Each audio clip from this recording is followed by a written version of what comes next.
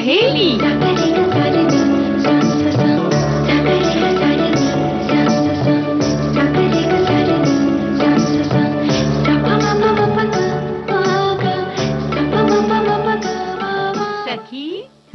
सखी सहेली कार्यक्रम सुनने वाली सभी सखियों और सखाओं को मंदाकिनी जोशी और नेहा आगरकर देसाई का नमस्कार। कैसी हो नेहा? मैं बिल्कुल ठीक हूँ, आप कैसी हैं? मैं भी बहुत अच्छी हूँ। और आपको भी मेरा नमस्कार।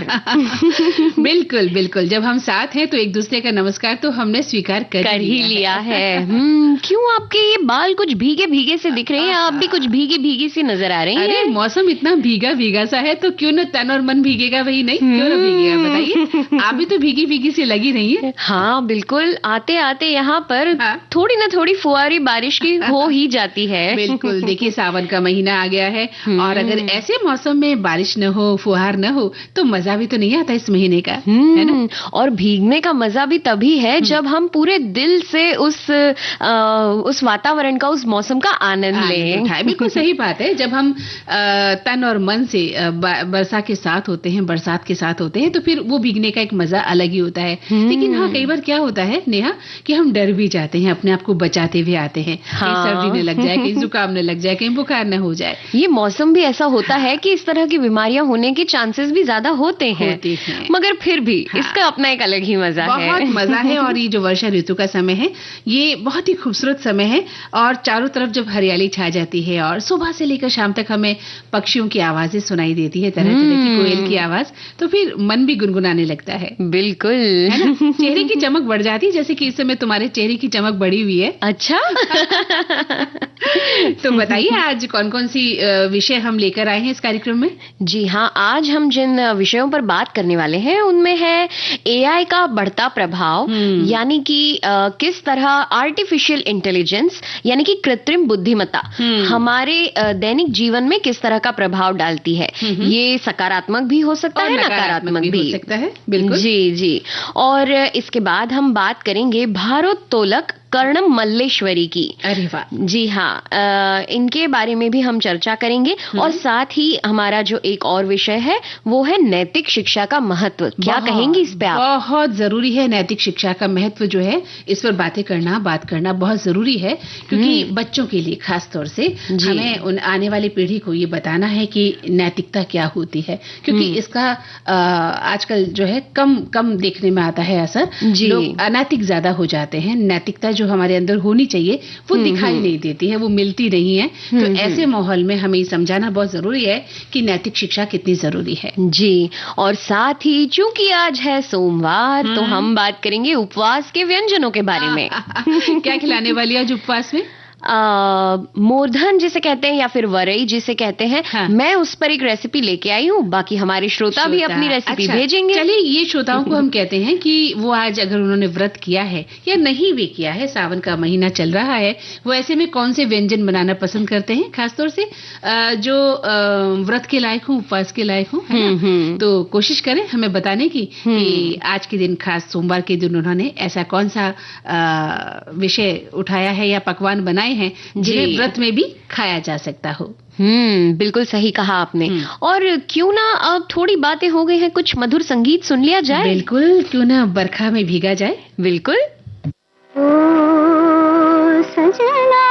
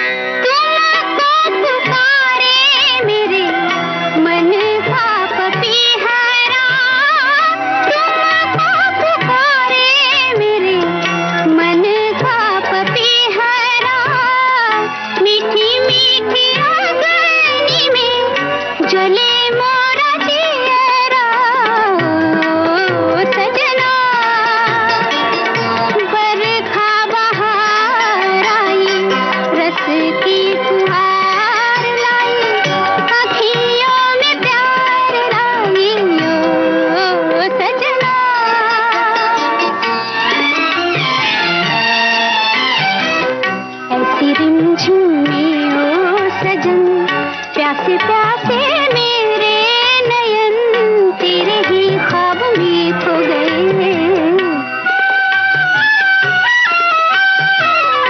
ऐसी रिमझिमे ओ सजन, प्यासे प्यासे मेरे नयन तेरे ही ख्वाब में खो गए। सावली सलोनी घटा जब जब छाई, सावली सलोनी घटा जब जब छाई, अखियों में रहना गई नींदिया ना आई। ओ सजना,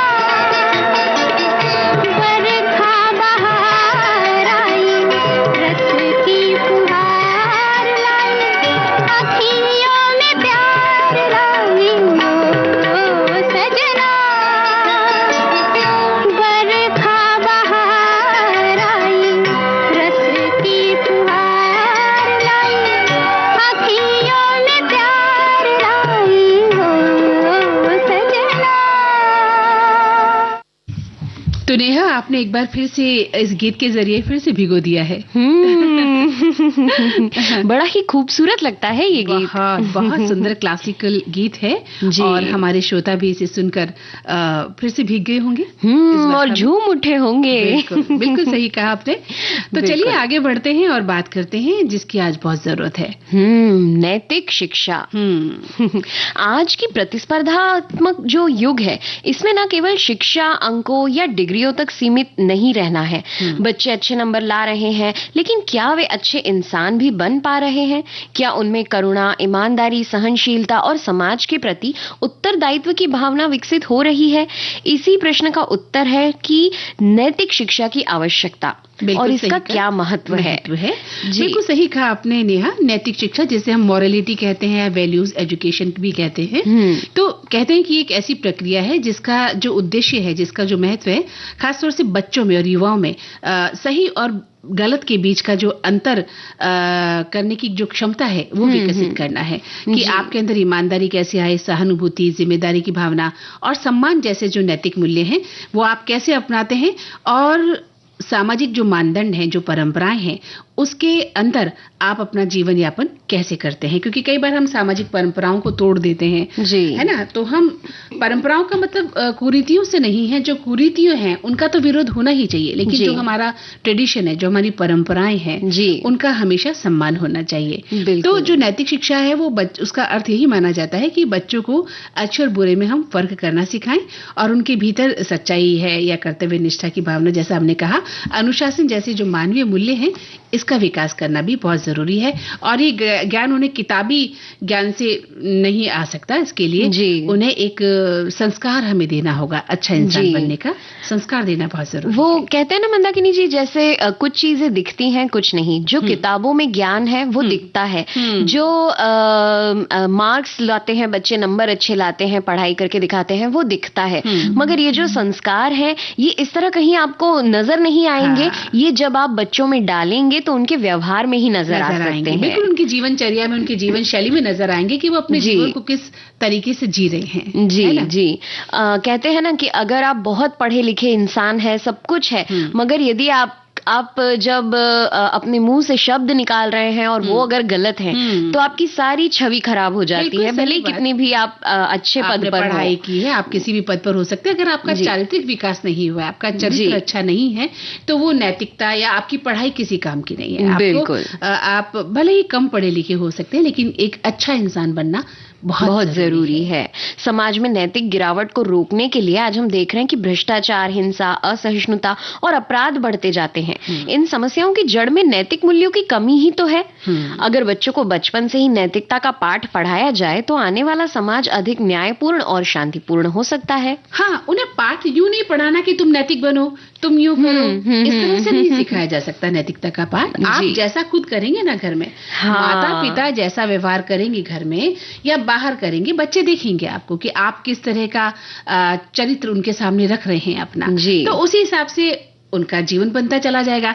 आप उन्हें डंडे की नोक पर समझाने चलेंगे कि आप इस तरह से रहिए, आप इस तरह से बनिए, तो बच्चा कभी नहीं बनेगा, है ना? और ये तो फिर वेल ट्रेन्ड कहा जाएगा, वेल एजुकेटेड, या फिर जो हम कहते हैं कि किस तरह से नॉलेज ट्रांसफर होना चाहिए, वो कहाँ हुआ। तो आपको अपने घर में ही वो संस्कार डालने पड़ेंगे। वो बीज जो बोने होते हैं बच्चों को, तब वो अंकुर जब निकलेगा तो फिर वो नैतिकता के साथ ही फूटेगा। बिल्कुल।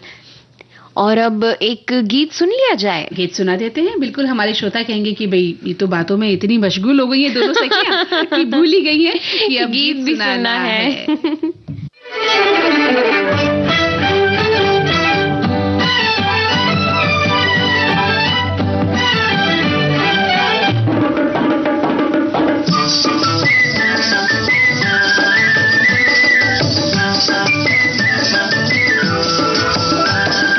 पंछी बनूं उड़ती फिरूं मस्त गगन में, आज मैं आजाद हूँ दुनिया के चमन में। पंछी बनूं उड़ती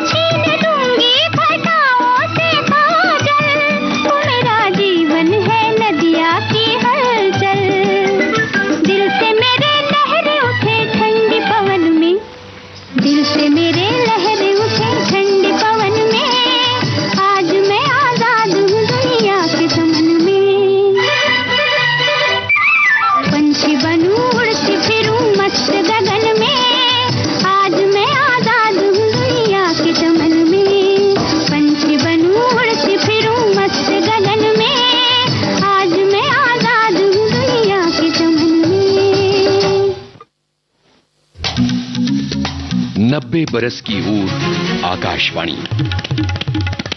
जी, मेरा नाम डॉक्टर सुब्रतो गुहा है और मैं पूना महाराष्ट्र में रहता हूँ। प्रोफेशन रहा है हॉस्पिटल एडमिनिस्ट्रेशन। दादी जी के पास एक पुरानी रेडियो हुआ करती थी और वो वाल्व वाला रेडियो था, और वो मॉर्निंग में जब रेडियो ऑन करती थी तो आकाशवाणी का जो वो सिग्नेचर ट्यून वो बजता था और वो मुझे अट्रैक्ट किया। तो उस समय मैं क्लास 5 में पढ़ता था और उसी से एक रेडियो सुनने का एक चस्का लगा। सवेरे 5:53 से जब पुणे विविध भारती स्टेशन का ओपनिंग होता है, फिर वंदनवार, फिर आपके भूले बिसरे गीत, फिर हम है राही प्यार के सारा प्रोग्राम्स मैं सुनता हूँ। दोपहर में सखी सहेली, हेलो फरमाइश हुआ या हेलो सहेली हुआ या आज के मेहमान हुआ या बॉम्बे टॉकीज हुआ या जो भी हुआ, संडे को तो खास करके उजाले उनकी यादों के सुनना ही सुनना है। अगर हम लोग एक knowledge upgradation point of view से देखें, आकाशवाणी से जो इन्फॉर्मेशन और नॉलेज हम लोगों को मिलता है वाकई में एक काबिल तारीफ चीज है। 90 बरस की ऊर आकाशवाणी। तो मंदाकिनी जी, एक सवाल जो मन में आता है कि नैतिक शिक्षा किस प्रकार दी जाए। हमारे श्रोता भी हमें कमेंट के जरिए ये बता सकते हैं कि वो अपने बच्चों को नैतिक शिक्षाएं कैसे देते हैं। क्योंकि जैसे कुछ जरिए हैं जिनके द्वारा हम दे सकते हैं, जैसे कि कहानियों के माध्यम से। हमारे बचपन में कुछ कहानियां आया करती थी जो हंसी मजाक से भरी भी, कुछ कॉमिक्स होती थी अलग अलग तरह की, जिनमें अच्छे अच्छे मॉरल लर्निंग दी जाती थी। जी बिल्कुल होती थी, और उन्हें सुनने के बाद हमें लगता था कि अच्छा ऐसे बनना चाहिए, है ना? जी, कहीं पंचतंत्र, कहीं अकबर बीरबल, कुछ धार्मिक ग्रंथों की शिक्षाप्रद कहानियां इतनी सारी होती थी जो हमें सिखाती थी कि किस तरह से हमें जीवन आचरण करना चाहिए। बिल्कुल सही कहा आपने, और ये आज बच्चे लगभग भूल से गए हैं इस तरह की कहानियों को पढ़ना। आज वो नेट पर जो पढ़ते हैं शायद उनमें अभाव होता है पंचतंत्र की कहानियों का या नैतिक कहानियों का अभाव होता है, और उन्हें सिखाना चाहिए। जरूरी है कि इस तरह की कहानियों को पढ़ने के बाद उन्हें पता चलता है कि इसे थोपा नहीं जा सकता नैतिकता को, बल्कि स्वतः भीतर से बच्चे में स्फुरित होती है ये बात कि मुझे नैतिक बनना है। तो हमारे इसके लिए क्या है सबसे बड़ी बात कि बच्चों को कहानियों के माध्यम से सिखाया जाए, बच्चों को नाटक और गतिविधियों के माध्यम से सिखाया जाए। शिक्षकों का जो आचरण है वो भी उन्हें बनाता है, प्रभावित भी करता है। वो टीचर के बड़े फैन होते हैं, है ना? अपनी शिक्षिका के बहुत फैन होते हैं। तो जैसा शिक्षक उन्हें समझाएगा बच्चे वैसे ही सीखेंगे, और परिवार का सहयोग तो सबसे बड़ा सहयोग है जिसे बच्चा सीखता है।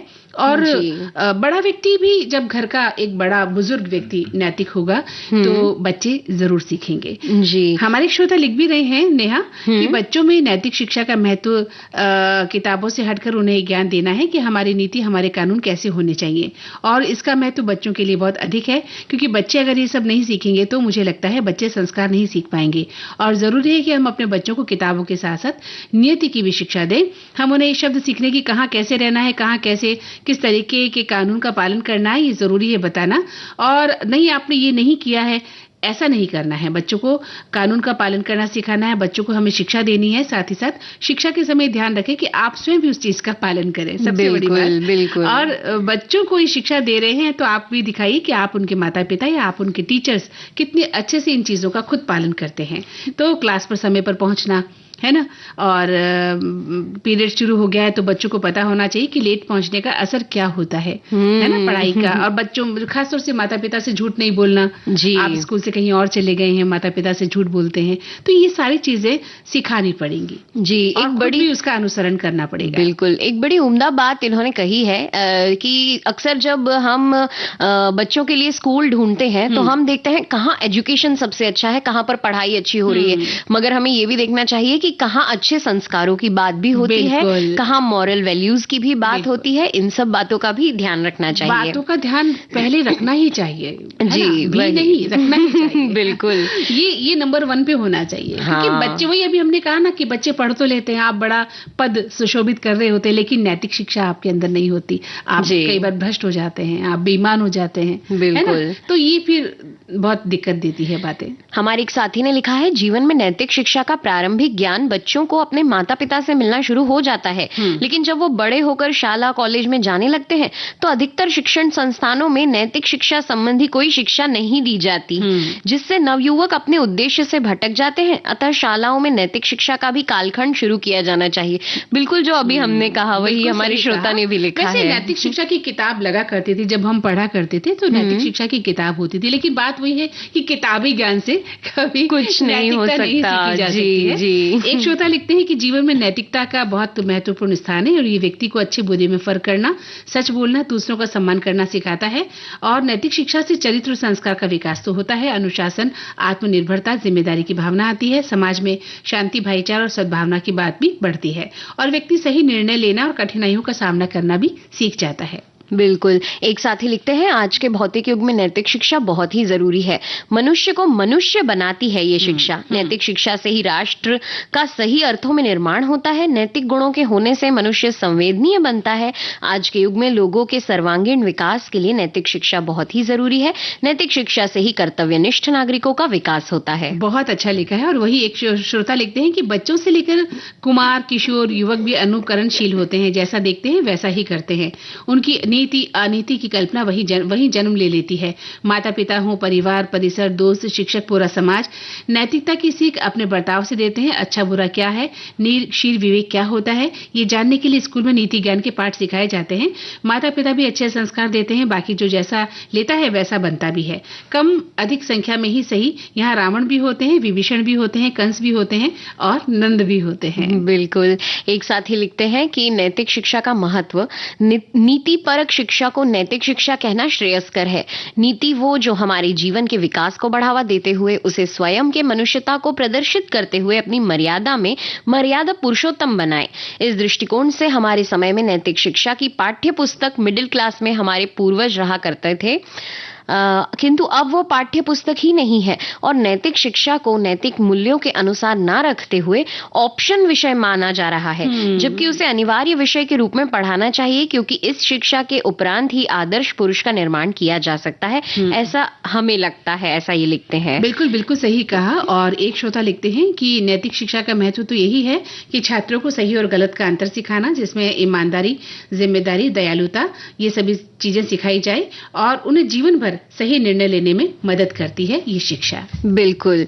शिक्षा का उद्देश्य अब केवल बुद्धि विकास नहीं है, मनुष्यत्व का निर्माण होना चाहिए। अगर हम चाहते हैं कि आने वाली पीढ़ी बेहतर समाज का निर्माण करे, तो आज से ही हमें शालाओं में नैतिक शिक्षा को अनिवार्य बनाना होगा। यही सच्चे अर्थों में संपूर्ण शिक्षा होगी, जो जीवन को दिशा दे, ना कि केवल रोजगार को। और इसके अलावा परिवार में भी नैतिक शिक्षा बहुत जरूरी है। परिवार में भी ये माहौल पैदा करना होगा कि नैतिकता क्या होती है ना। स्कूल तो है ही, पहले तो बच्चा घर से ही सीखता है ना, घर ही पाठशाला। और बच्चों को ही क्यों सिखाया जाए, बड़े क्यों ना सीखें। बिल्कुल। सारा सब बच्चों पर ही क्यों थोपा जा रहा है कि बच्चे नैतिक बने। पहले तो घर के बड़े बुजुर्ग नैतिक बने, उसके बाद बच्चों का नंबर आता है। तो घर से ही ये शुरुआत होनी चाहिए।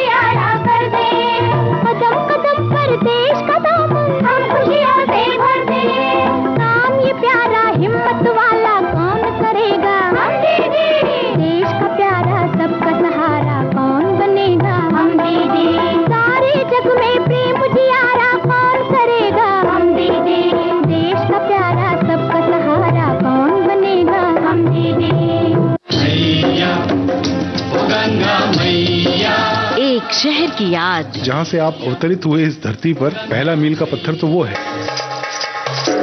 उनके जीवन के कुछ अनकहे किस्से। 15-20 साल पहले पिताजी को एक दिन बताया कि पापा, वो जो पूजा की अलमारी पे अखबार के नीचे जो आप लोग चेंज रखते थे, वहाँ से मैं कभी कभी पैसे चुराता था आलू की टिक्कियाँ खाने के लिए। उन्होंने वो किया जो उनके मन ने कहा। तब मैं पिताजी के पास गया तो उनको बताया कि मुझे बम्बई जाना है, फिल्में बनाना चाहता हूँ। ऋषि कपूर साहब को राजी करने में वक्त नहीं लगा, उनको बहुत पसंद आई कहानी।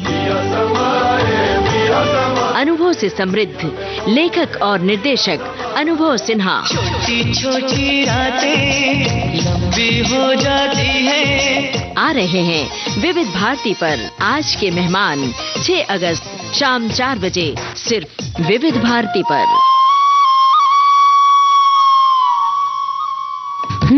तो मंदाकिनी जी, हम अभी जो बात कर रहे थे नैतिक शिक्षा पर, हमारे एक श्रोता साथी ने बड़ी ही अच्छी बात लिखकर भेजी है।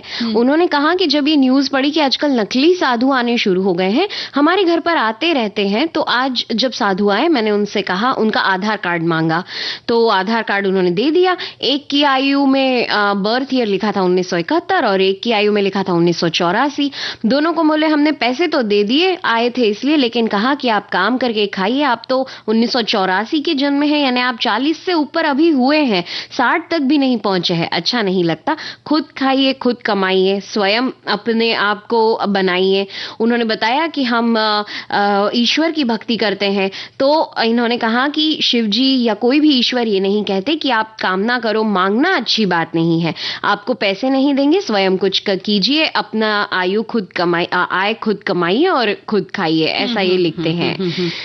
तो चलिए, बिल्कुल सही कहा इन्होंने। और इस तरह से तो हमें अपनी जो है जीविकोपार्जन के लिए मेहनत करनी ही पड़ती है, वो कोई भी व्यक्ति हो जी। तो अभी आप देख रहे हैं कि जीवन में बहुत सी चीजों का प्रभाव बढ़ा है नेहा। बड़े बड़े बदलाव आ रहे हैं टेक्नोलॉजी में, है ना, हर तरह में। हाँ। जहां देखा जाए विश्व इतनी तेजी से बदल रहा है कि अगर किसी 5 साल पुराने व्यक्ति को आज की दुनिया दिखा दी जाए तो उसे लगेगा अरे ये कहाँ आ गए। हाँ, बिल्कुल चेंज हो गया है। और ऐसे में जो है एआई का बढ़ता प्रभाव जो है हमें एक तरह से आकर्षित भी कर रहा है और परेशान भी कर सकता है जी, है ना? आज के आधुनिक युग में तकनीकी प्रगति ने मानव जीवन को एक नई दिशा तो दी है और इस परिवर्तन के केंद्र में ही है आर्टिफिशियल इंटेलिजेंस, यानी कि कृत्रिम बुद्धिमत्ता, यानी कि एआई। ये तकनीक अब केवल विज्ञान फैंटेसी नहीं है, बल्कि हमारी रोजमर्रा की जिंदगी का ये एक अहम हिस्सा बन चुकी है। बिल्कुल बन चुकी है। तो लोगों को पता ही है, हमारे श्रोताओं को, कि क्या है ये एआई, जिसका बहुत ज्यादा जिक्र आजकल हो रहा है। तो एआई यानी कृत्रिम बुद्धिमत्ता एक ऐसी तकनीक है जो मशीनों को इंसानों की तरह सोचने के लिए, निर्णय लेने के लिए और कार्य करने की क्षमता देती है। तो ये मशीनें अब न केवल गिनती या गणना करती है, बल्कि आवाज पहचानने, चेहरा पहचानने, भाषा समझने और यहाँ तक कि खुद से सीखने जैसी क्षमताएं भी रखती है। हाँ, और इसका प्रभाव हर क्षेत्र में देखा जा सकता है। अगर हम शिक्षा की बात करें तो एआई ने शिक्षा की दुनिया को पूरी तरह से बदल दिया है।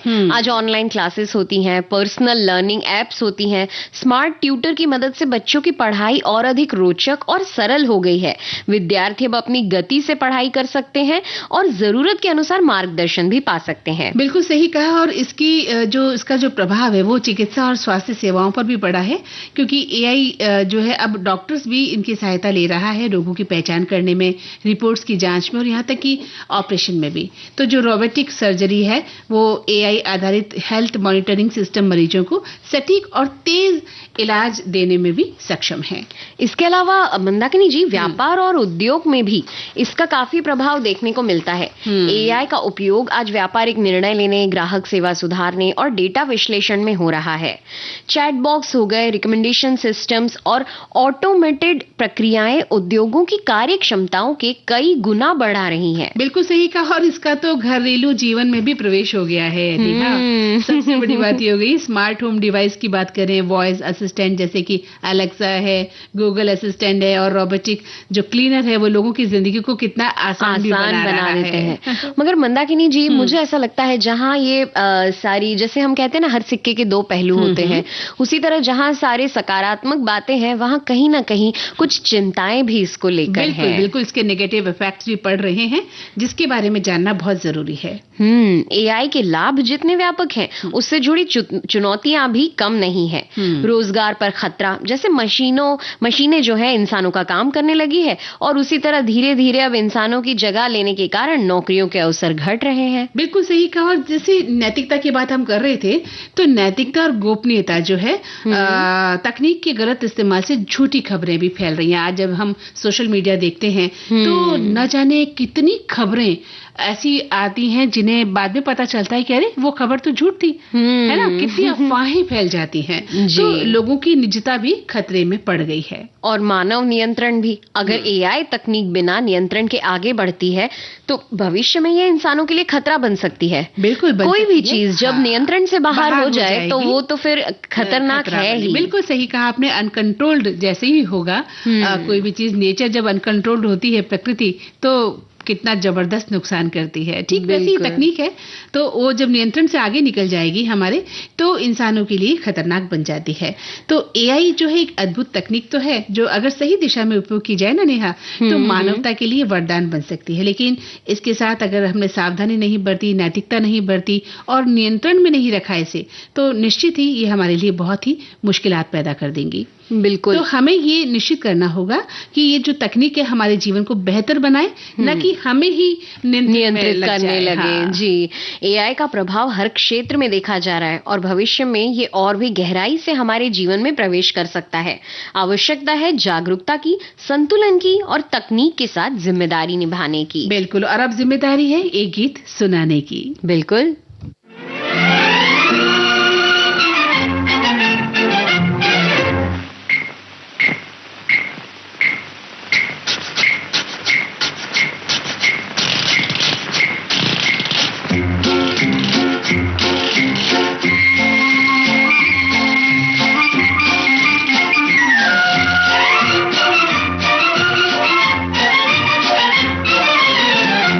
देखो मौसम क्या बहार है, सारा आलम बेकरार है, ऐसे में क्यों हम दीवाने हो जाए ना। देखो मौसम क्या बहार है, सारा आलम बेकरार है, ऐसे में क्यों हम दीवाने हो जाए ना। छलकी छलकी चांदनी भी है, हल्की हल्की बेखुदी भी है, ऐसे में क्यों हम यहीं पर खो जाए ना।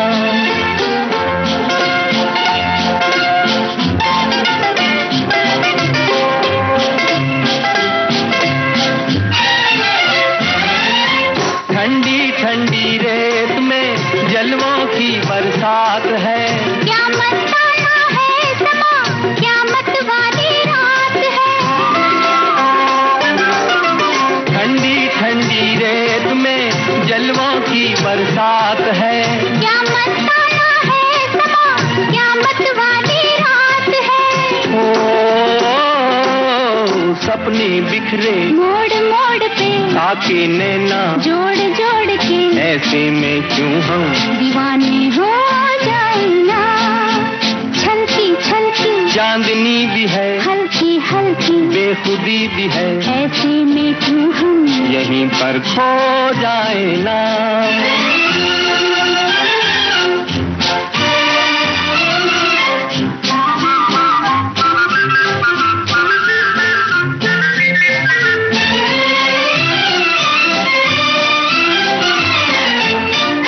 गाती सी हर सांस में बजती सी शहनाइयाँ, साया दिल पे डालती तारों की परछाइयाँ, गाती सी हर सांस में बजती सी शहनाइयाँ। साया दिल पे डालती तारों की परछाइयाँ, ओ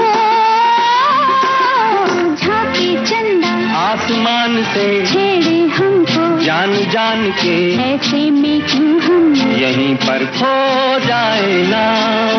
देखो मौसम क्या बहार है, सारा आलम बेकरार है, ऐसे में क्यों हम दीवाने हो जाए ना।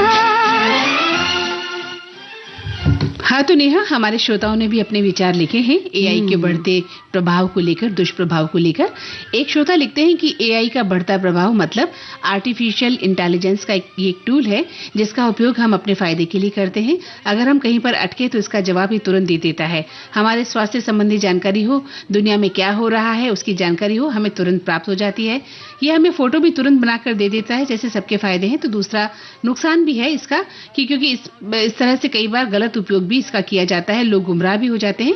इसलिए सतर्कता के साथ इसका उपयोग हमें करना चाहिए। जी, एक साथी ने लिखा है, एक नई शोध के दो पहलू होते हैं, जैसे सिक्के के दो पहलू। इसका आप किस तरह उपयोग करते हैं उस पर निर्भर करता है। एआई के बारे में भी यही बात लागू होती है। इस डिजिटल शोध का सोशल मीडिया पर नकारात्मक उपयोग करने की संभावना भी बढ़ सकती है। इससे सचेत रहना और सभी को इससे सचेत रहना जरूरी है। बाकी जानकारी आपके माध्यम से मिलेगी ही, ऐसा ये लिखते हैं। एक श्रोता ने लिखा है कि एआई की कुछ प्रमुख नुकसान हैं। नौकरी का विस्थापन, जैसे कि एआई संचालित स्वचालन के कारण कई नौकरियां खतरे में हैं, खासकर वे जो दोहराव वाले कार्यों पर निर्भर है। दूसरा, डेटा गोपनीयता का उल्लंघन होता है, और वो कहते हैं कि यदि एआई सिस्टम को प्रशिक्षित करने के लिए उपयोग किए जाने वाले डेटा में पूर्वाग्रह है तो ये एल्गोरिदम में भी परिलक्षित होगा, जिसके परिणाम स्वरूप भेदभावपूर्ण परिणाम भी आ जाते हैं।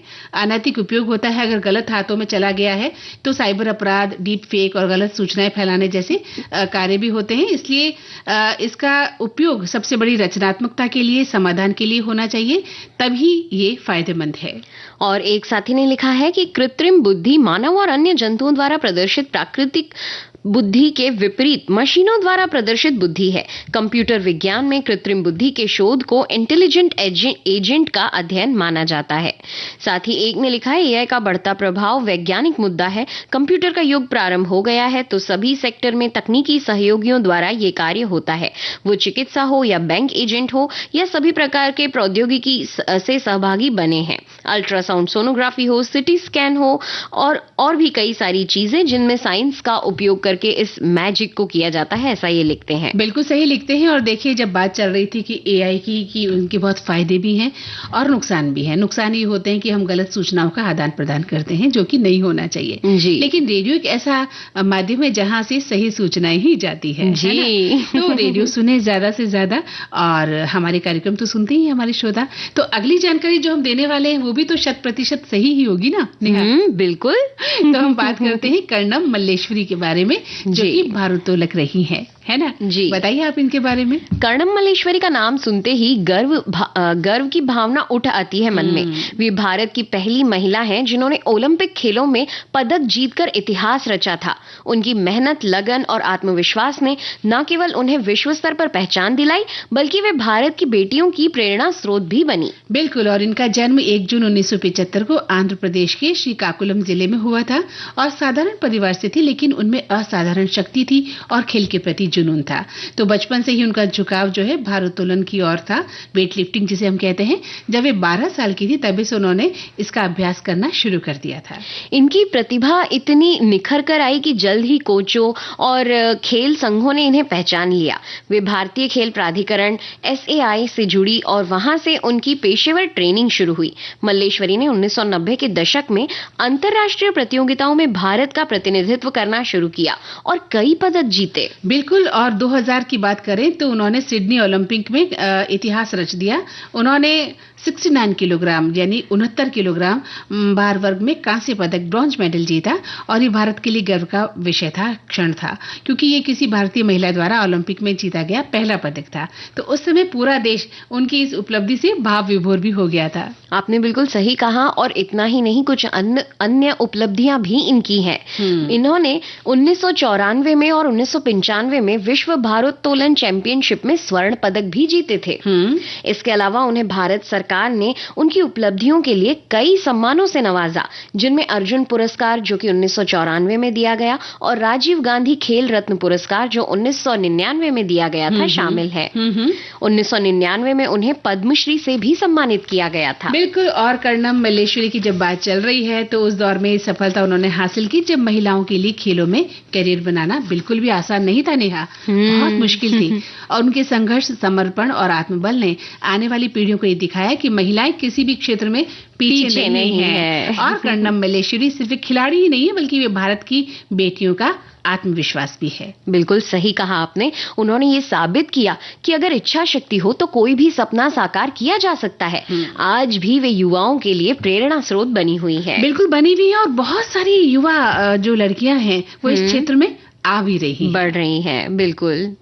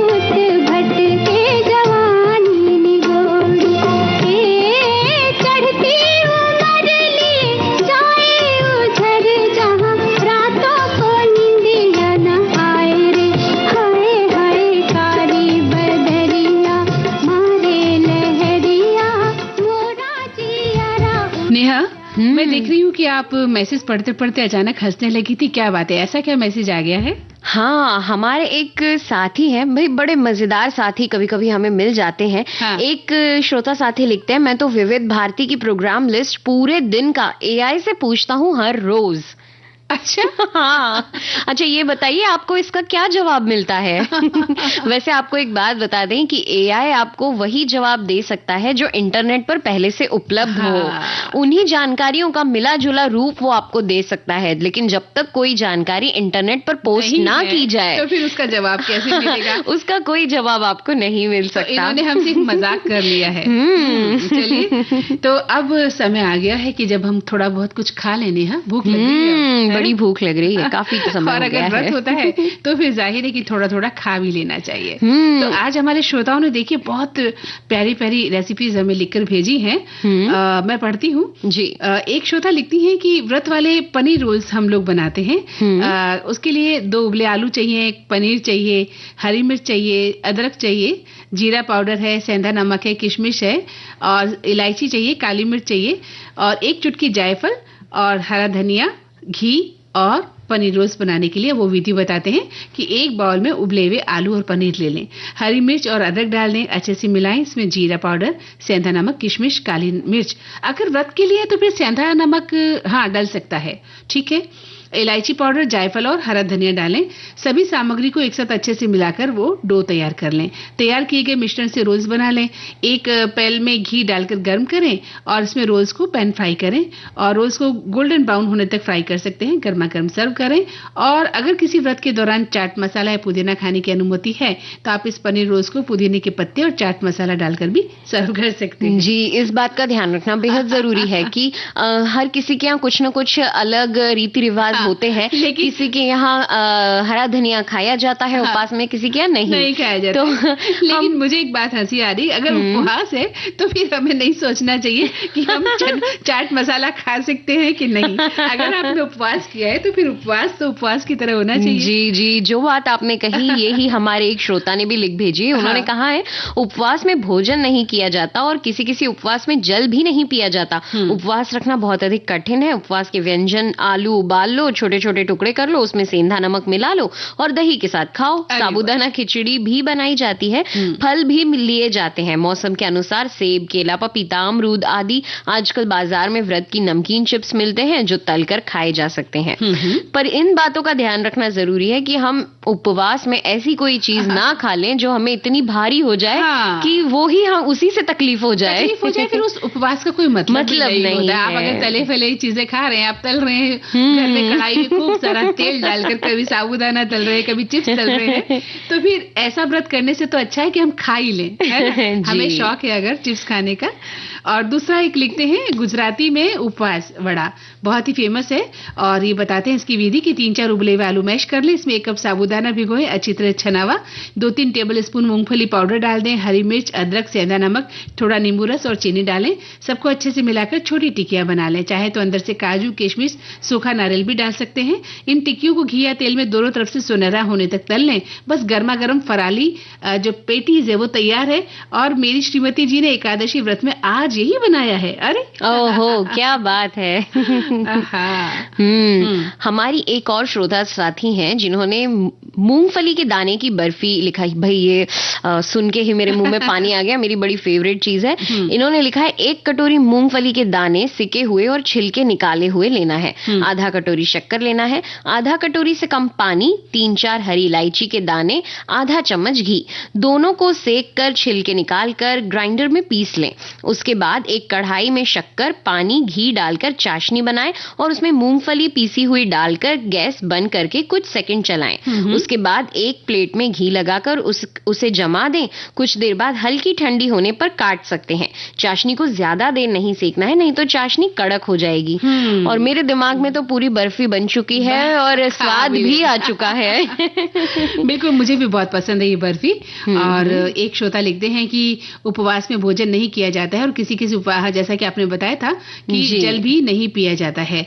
तो वहीं एक श्रोता लिखते हैं कि उपवास के व्यंजन है जैसे कि सामा चावल, वरई, व्रत के चावल जिसे कहते हैं मूर्धन। तो वरई का डोसा आप बना सकते हैं। 1 कप वरई ले लें, साबूदाना ले लें कुरकुरेपन के लिए, सेंधा नमक ले लें, दही ले लें, पानी ले लें और घी या तेल तलने के लिए हरी मिर्च और धनिया।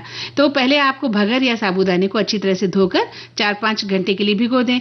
पीस लें भिगोए हुए भगर को, साबूदाना को दही के साथ मिक्सी में और गाढ़ा लेकिन थोड़ा सा बहने वाला घोलो, उसको उतना पीस लें।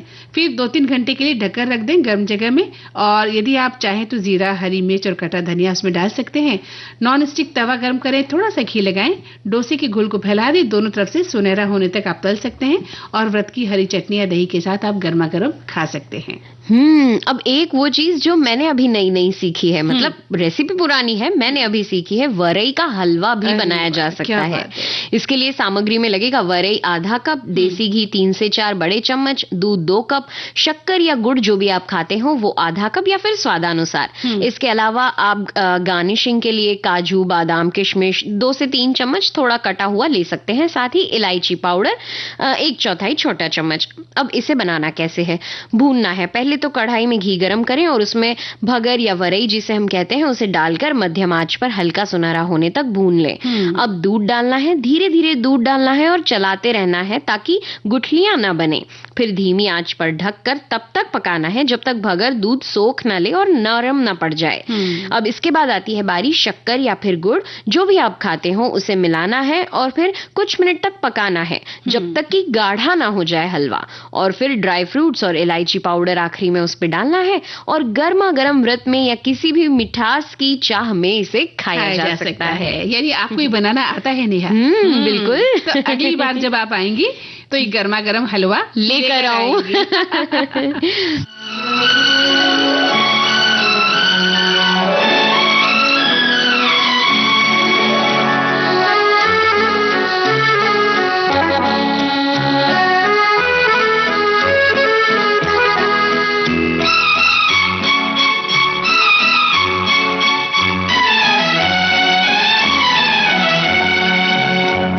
ये पर्वतों के दायरे, ये शाम का धुआं, ऐसे में क्यों ना छेड़ दे दिलों की दास्तां। ये पर्वतों के दायरे, ये शाम का धुआं, ऐसे में क्यों न छेड़ दे दिलों की दास्तां। ये पर्वतों के दायरे, ये शाम का धुआं।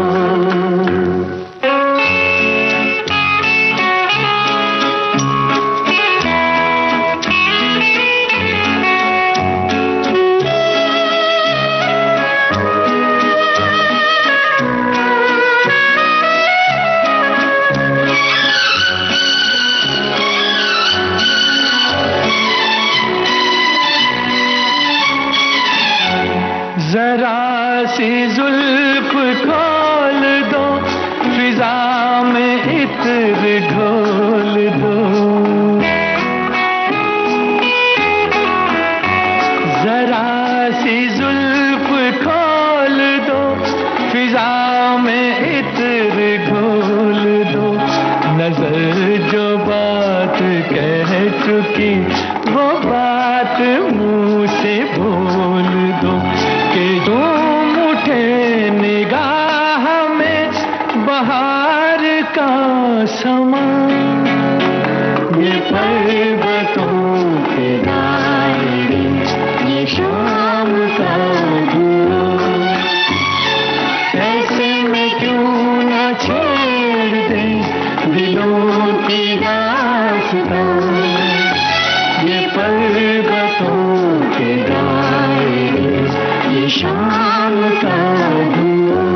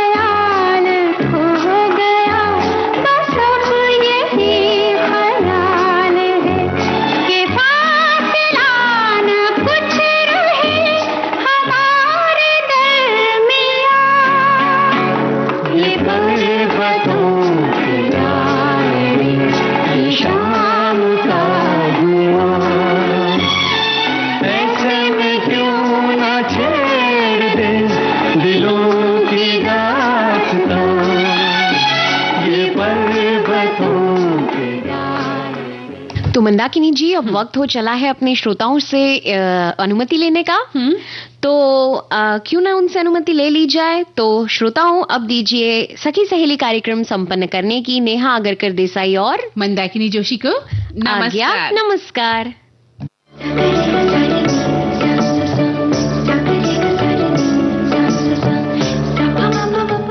इस कार्यक्रम की प्रस्तुतकर्ता थी अनुश्री पाठक। सखी सहेली।